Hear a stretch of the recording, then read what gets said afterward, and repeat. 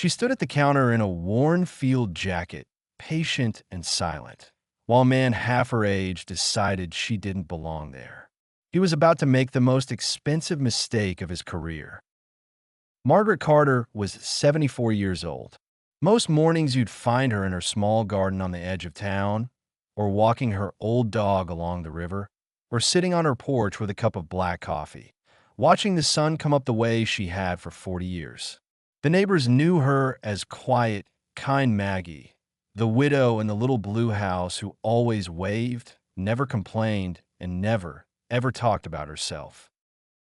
What they didn't know, what almost no one in that town knew, was that the quiet woman in the faded jacket had once been Colonel Margaret Carter, that she had served 3 combat tours as a battlefield surgeon, that under mortar fire, with her hands soaked to the elbows, she had pulled more than 200 wounded soldiers back from the edge of death, that somewhere in a drawer in that little blue house, wrapped in a soft cloth and never displayed, was one of the highest decorations her country could give.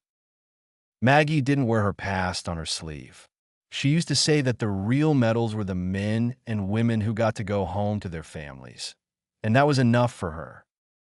On the morning this story begins, Maggie put on her late husband's old field jacket, the one she wore when she wanted him close, and she drove into town to the brand new branch of Sterling National Bank.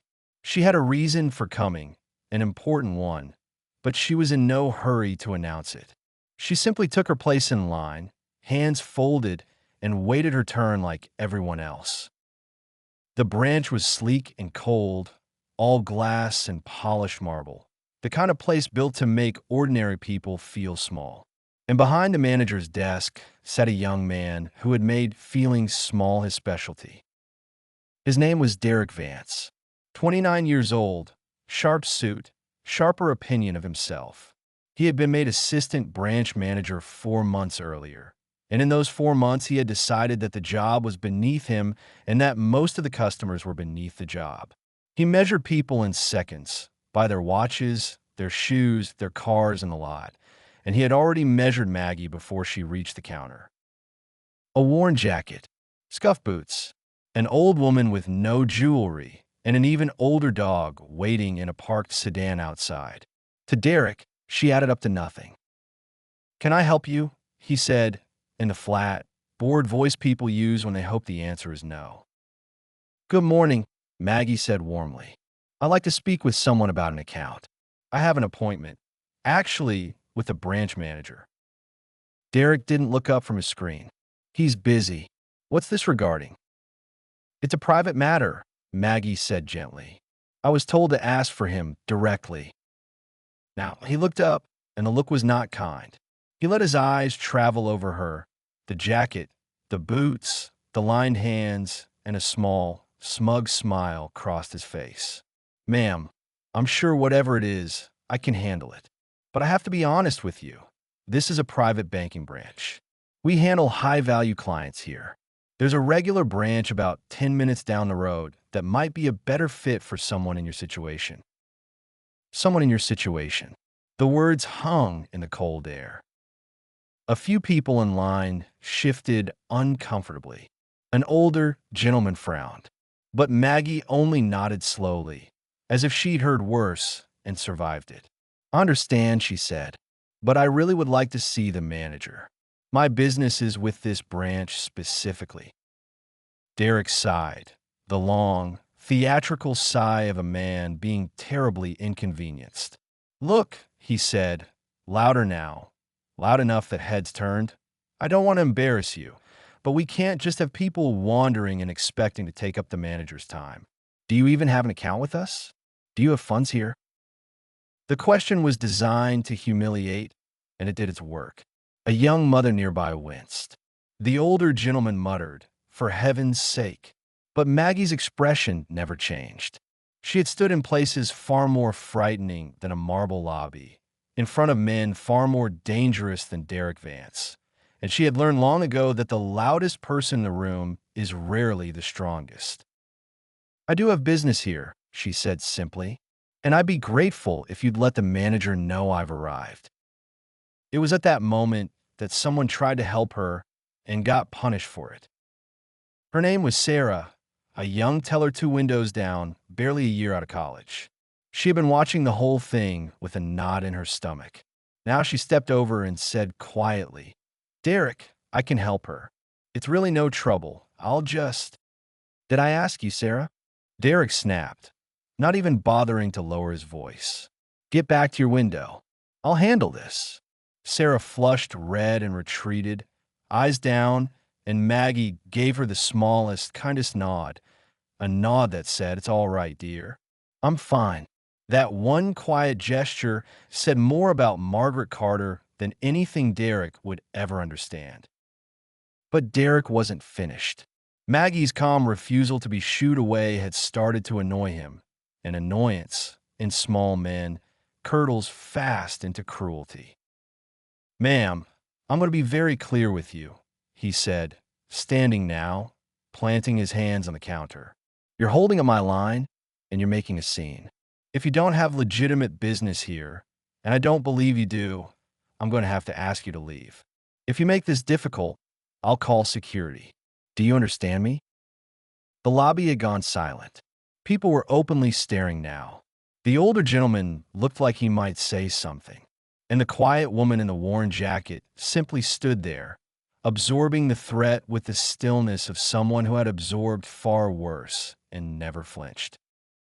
She opened her mouth to answer, and that was the exact moment the front doors opened and everything changed. A man walked in, tall, silver-haired, in a dark, perfectly pressed suit, flanked by 2 younger men in matching suits who moved the way people move when they are protecting someone important. He had the bearing of a person used to entire rooms going quiet when he entered, and indeed, the lobby seemed to straighten up around him. He was General Thomas Holloway, and though no one in that bank knew his face, they would all remember it by the end of the day.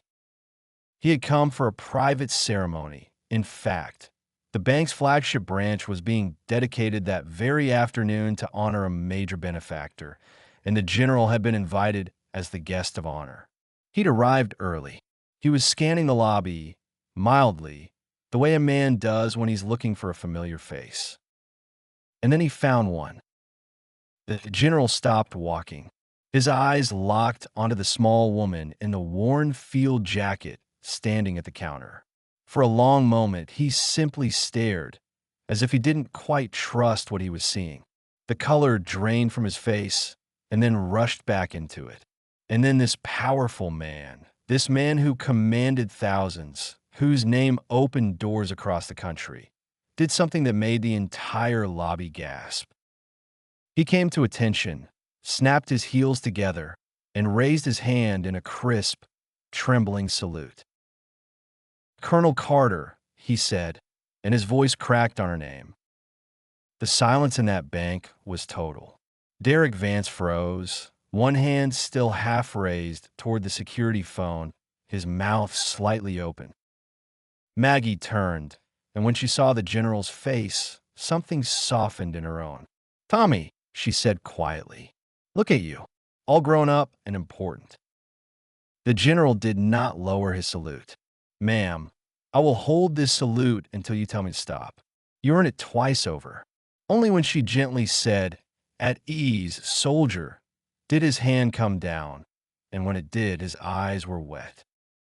He turned to the room, and his voice rang out, steady and clear, the voice of a man who had given orders in the worst places on earth. "I don't think you people know who is standing in front of you," he said, "so let me introduce her. This is Colonel Margaret Carter, United States Army, retired. Combat surgeon. 3 tours. 26 years of service." He paused, and his jaw tightened. 41 years ago, in a field hospital that was under direct fire, with shrapnel in her own shoulder, this woman operated on a terrified 19-year-old private for 6 hours straight and refused to leave him. She saved his life that night. His voice dropped. "I was that private. I am alive, and my children are alive, and my grandchildren are alive, because of the woman you were about to throw out of this building." Every head in the lobby turned toward Derek Vance. He had gone the color of paper. But the general wasn't done, and now his eyes settled on Derek with a cold, level fury that no amount of expensive suit could withstand. I heard the last part of that, he said quietly. I heard you threatened to call security on her. I heard you tell her she didn't belong. Son, I have met a great many men in my life, and I have learned that you can tell everything about a person by how they treat someone they think can do nothing for them. You let that sit. You just told all of us exactly who you are.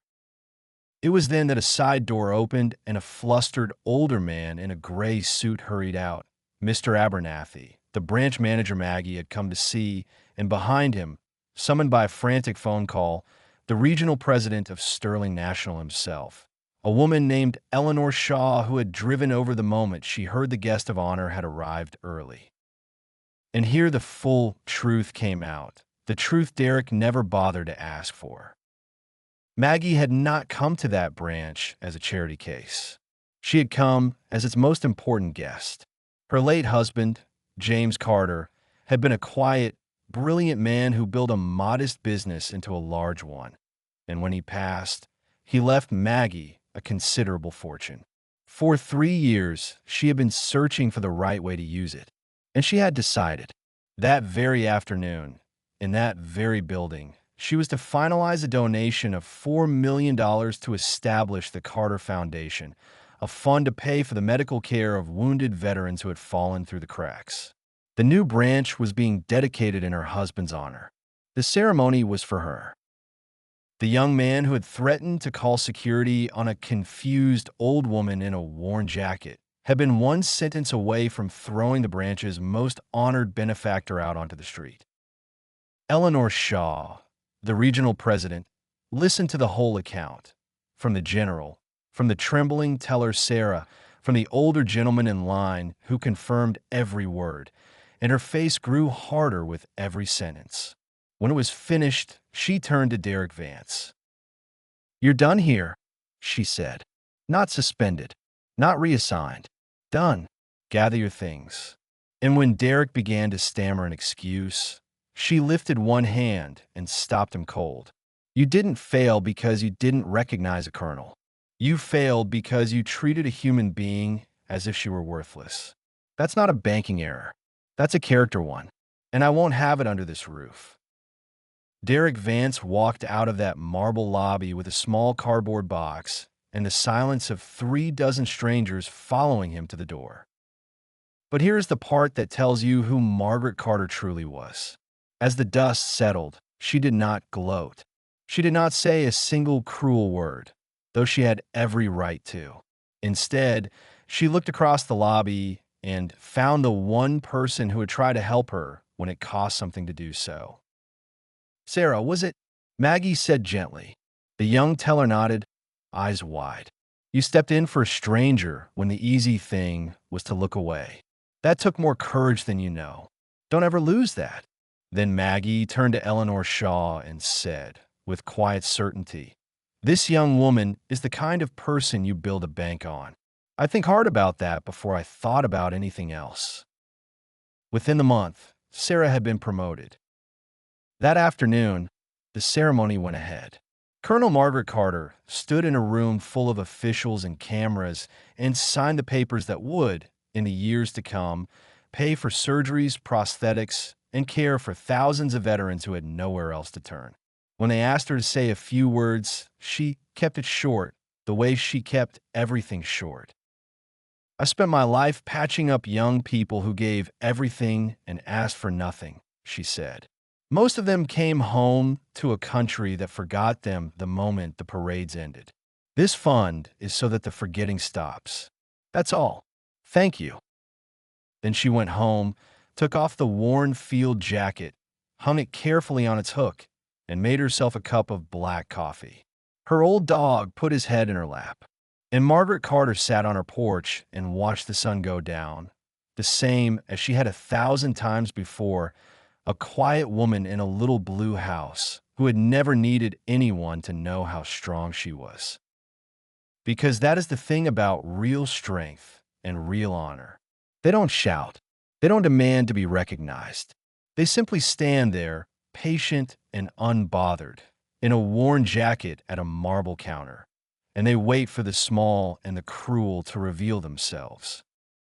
Derek Vance judged a person by her jacket. He learned, too late, that the most dangerous thing you can ever do is mistake someone's kindness for weakness. And the people in that bank learn a lesson they would carry for the rest of their lives, that you never, ever know who is standing quietly beside you. And so the only safe thing, the only right thing, is to treat every single soul with dignity. If this story moved you, do something for me. Leave a comment with a single word: respect. Let's see how many of us still believe in it. And if you believe stories like this should be told, subscribe so the forgetting stops. Thank you for listening.